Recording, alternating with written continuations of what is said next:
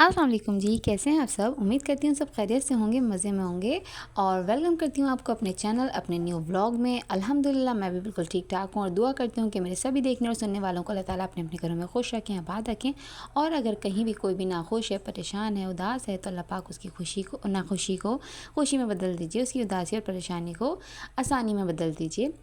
वैसे इंसान भी कितना बेवकूफ़ है कि अपनी खुशी को हमेशा बाहर तलाश करता है, हालाँकि खुशी तो हमारे अंदर ही मौजूद होती है और बस ज़रूरत इस बात की होती है कि उस खुशी को बाहर लाकर अपने प्यारों के बीच में फैलाया जाए, उनसे बाँटा जाए उस खुशी को, जो कि हमसे मोहब्बत करते हैं, हमारी तवज्जो चाहते हैं और सही मायनों में हमारी मोहब्बत और तवज्जो के हकदार भी वही लोग होते हैं। लेकिन हम क्या करते हैं कि हम ऐसे लोगों पर अपना वक़्त और तवज्जो सर्व करते हैं जिनसे हमारा कोई ख़ास लिंक नहीं होता है, कोई ख़ास वास्ता नहीं होता है।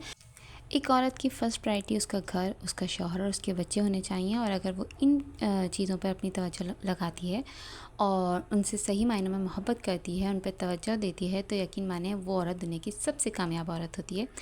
और अगर आपने इतने सारे कामों का बेड़ा उठाया ही हुआ है तो यकीनन आपको एनर्जी की बहुत ज़रूरत है, तो इसके लिए कैल्सी लाज़मी है, जो कि मैं भी डेली लेती हूँ और आप भी ज़रूर लिया करें।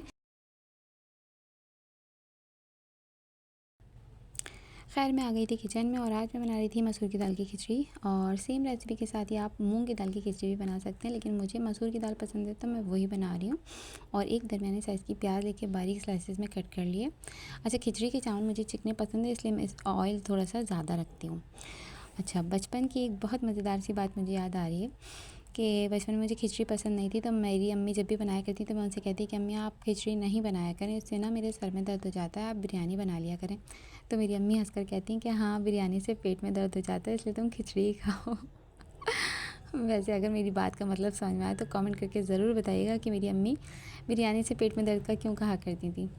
खैर फिर मैंने ऑयल में प्याज शामिल कर दिया और प्याज को मैंने इतना पकाना है कि ये पिंक सी हो जाए, गोल्डन नहीं करनी है, ब्राउन भी नहीं करनी है, बस हल्का सा इसका गुलाबी रंग आएगा तो इसमें हम हरी मिर्चें शामिल करेंगे। 2 से 3 अदद हरी मिर्चें काट के मैंने डाल दी हैं। अगर आप ज़्यादा डालना चाहते हैं तो ज़्यादा डाल दें, लेकिन उससे फिर ये होगा कि खिचड़ी में तेज़ी आ जाएगी मिर्चों की, जो कि जिससे इसका मकसद जो है वो फ़ौत हो जाएगा। यानी हमें चाहिए कि खिचड़ी जो है वो फीकी-फीकी सी बने और इसके साथ अगर आपको कुछ चटपटा चाहिए तो आप इसके साथ चटनी वगैरह खा सकते हैं। अच्छा, मुझे इस खिचड़ी के साथ ना अचार ज़्यादा पसंद है तो इसलिए मैंने चटनी नहीं बनाई थी, लेकिन जब हस्बैंड के आने का टाइम होता है तो फिर मुझे चटनी लाज़मी बनानी पड़ती है क्योंकि वो चटनी शौक़ से खाते हैं।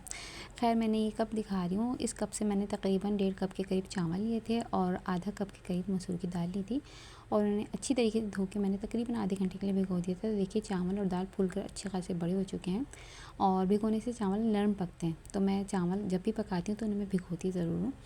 और उसके बाद मैंने हरी मिर्चों को इतना पकाना है कि उसकी खुशबू, एक एरोमा जो है वो ऑयल में मसाले में शामिल हो जाए। बस उसके बाद हम दाल और चावल को इसमें शामिल कर देंगे। उसमें तकरीबन 1.5 कप के करीब पानी शामिल करेंगे।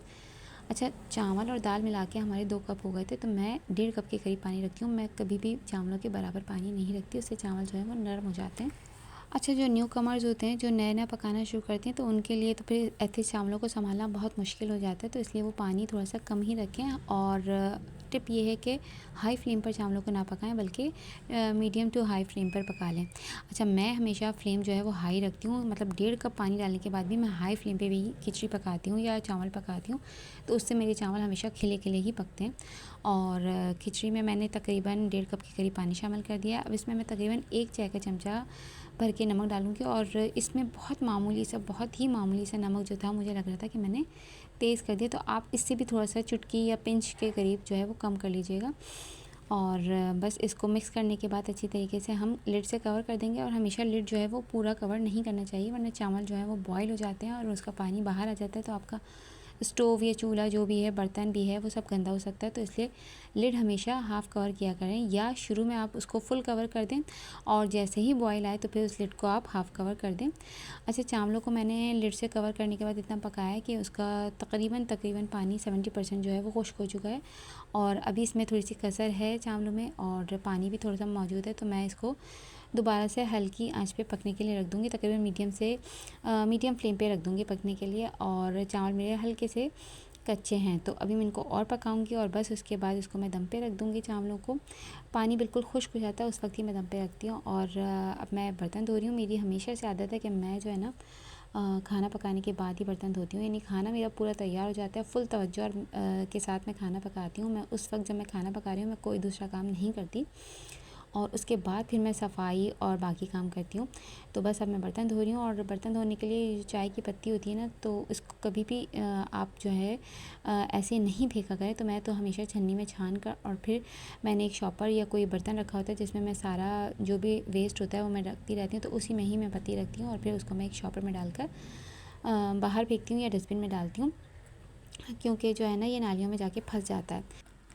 अच्छा जी, एक काम और मैं करती हूँ कि जब मैं कोई चिकने बर्तन धोती हूँ या मेरे घर में कोई ख़ास दावत वगैरह होती है, मुझे बर्तन ज़्यादा धोने होते हैं और ऐसे खाने मैंने पकाए होते हैं जो कि ऑयली होते हैं, जिनमें ऑयल ज़्यादा होता है। तो फिर जब मैं बर्तन धोने खड़ी होती हूँ तो फिर मैं एक छोटी सी पतीली के अंदर पानी गर्म करने रख देती हूँ और उसमें थोड़ा सा सर्फ डाल देती हूँ।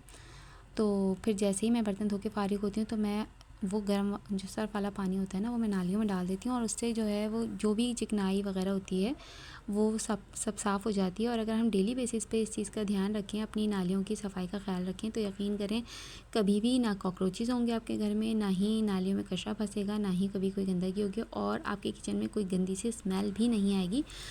क्योंकि किचन में जो गंदी स्मेल आती है वो उसी वक्त आती है जब नालियों में कोई कचरा जमा हुआ होता है और उसकी वजह से छोटे छोटे से कीड़े भी जमा हो जाते हैं। तो बस इस चीज़ का ध्यान रखें। और खिचड़ी हमारी पक चुकी है, बहुत माशाल्लाह मज़ेदार और खिली खिली पकी थी। बिस्मिल्लाह के साथ मैंने अपना खाना शुरू किया है। बस शाम का वक्त हो गया है और चाय पीने बैठी हूँ और चाय के कप के साथ हमेशा दिल में एक ख्वाहिश पैदा होती है कि काश एक घर हो जिसमें लॉन हो, पेड़ पौधे हों और एक चेयर पे बैठ के मैं वहाँ पे उनको देखते हुए चाय पीऊँ। लेकिन कहते हैं ना कि हज़ारों ख्वाहिशें ऐसी कि हर ख्वाहिश पे दम निकले, तो बस इस ख्वाहिश को हमेशा दबा लेती हूँ। ख़ैर हस्बैंड जो है वो प्याज लेकर आए थे और हमेशा जब भी प्याज मेरे घर में आती है तो थोड़ी सी प्याज जो पहले से रखी हुई होती है उसे मैं हमेशा अलग किसी बास्केट में निकाल लेती हूँ और साफ़ प्याज को पहले मैं बास्केट में डाल लेती हूँ। उसके बाद जैसे ये देखिए मेरे पास जो पहले से प्याज जमा हुई हुई थी, तो इसमें जो छोटी छोटी प्याज रह गई उसे मैं साफ़ करके एक अलग बास्केट में निकाल लूँगी, क्योंकि बड़ी बड़ी प्याज से ही मैं हमेशा सालन बनाती हूँ, उसका मसाला अच्छा बनता है। और छोटी प्याज में बघार वगैरह या सैलड वगैरह के लिए अलग करके निकाल लेती हूँ। बस यही छोटी छोटी सी टिप्स हैं, अगर इनको फॉलो करें तो आप बचत भी कर सकती हैं और किचन को क्लीन भी कर सकती हैं। इससे आपका किचन साफ़ सुथरा भी रहेगा और कॉकरोचेस भी नहीं पैदा होंगे, क्योंकि कॉकरोचेस या कीड़े मकोड़े हमेशा उस जगह पर पैदा होते हैं जहाँ उन्हें पलने के लिए जगह मिलती है और खाने पीने के लिए कोई ना कोई खुराक मिलती है।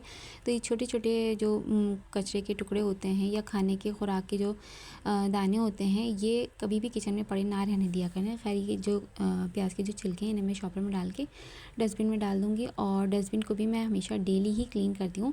घर में कचरा एक रात से ज़्यादा पड़े नहीं रहने देना चाहिए, जो कि घर में बेबरकती की सबसे बड़ी वजह है।